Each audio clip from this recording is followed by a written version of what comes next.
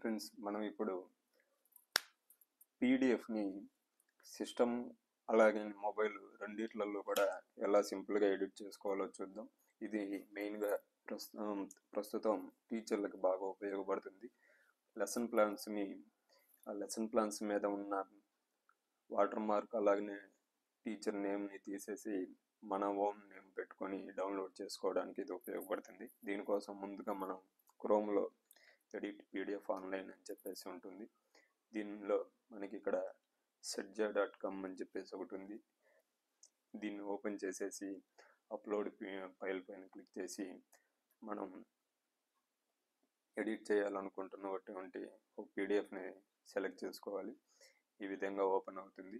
ఇది మొబైల్లో కంటే సిస్టంలో చాలా సులభంగా ఉంటుంది, నీట్గా వస్తుంది.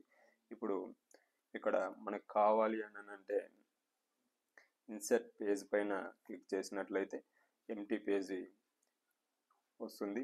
ఈ ఎంటీ పేజ్ మీద ఎక్కడ క్లిక్ చేస్తే అక్కడ మనకి టెక్స్ట్ వస్తుంది. మనకి ఇష్టం వచ్చిన టెక్స్ట్ని మనం టైప్ చేసుకోవచ్చు. అదేవిధంగా ఈ పేజ్ మనకు అవసరం లేదనుకున్నప్పుడు ఏ పేజ్ అయినా ఇక్కడ కార్నర్లో డిలీట్ సింబల్ పైన క్లిక్ చేసినట్లయితే మనకి ఆ పేజ్ మొత్తం కూడా డిలీట్ అవటం జరుగుతుంది.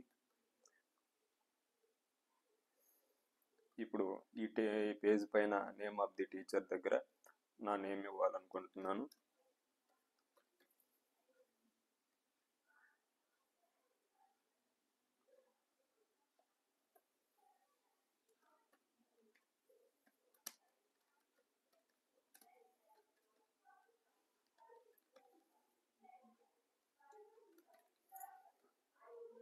ఈ విధంగా మన ఓన్ నేమ్ ఇచ్చేసి ఎడిట్ చేసుకోవచ్చు. అదేవిధంగా మనకి అవసరం లేని టెక్స్ట్ని మనం డిలీట్ చేసుకోవచ్చు.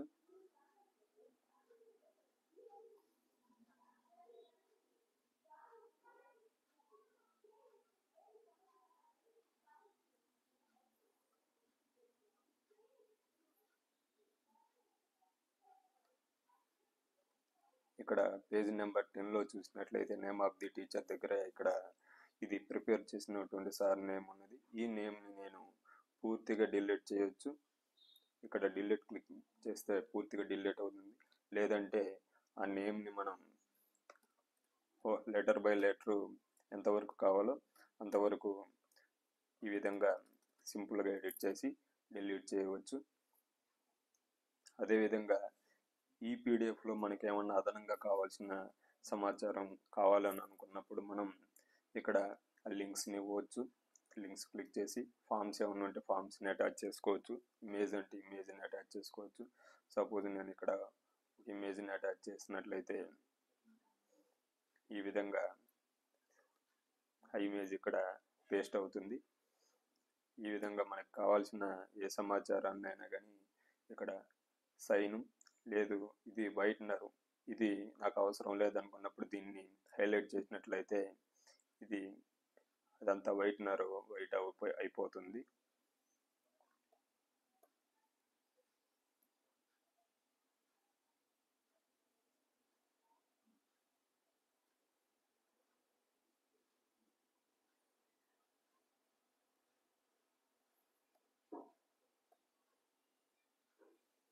ఈ విధంగా మనం పీడిఎఫ్ని సింపుల్గా ఎడిట్ చేసుకొని ఇక్కడ ఉన్న అప్లై చేంజెస్ పైన క్లిక్ చేసి నెక్స్ట్ మనకి ఇక్కడ డౌన్లోడ్ అని వస్తుంది. ఈ డౌన్లోడ్ పైన క్లిక్ చేసినట్లయితే మనకి ఈ పీడిఎఫ్ అంతా కూడా సింపుల్గా డౌన్లోడ్ అవుతుంది. దీన్ని మనం ప్రింట్ తీసుకోవచ్చు.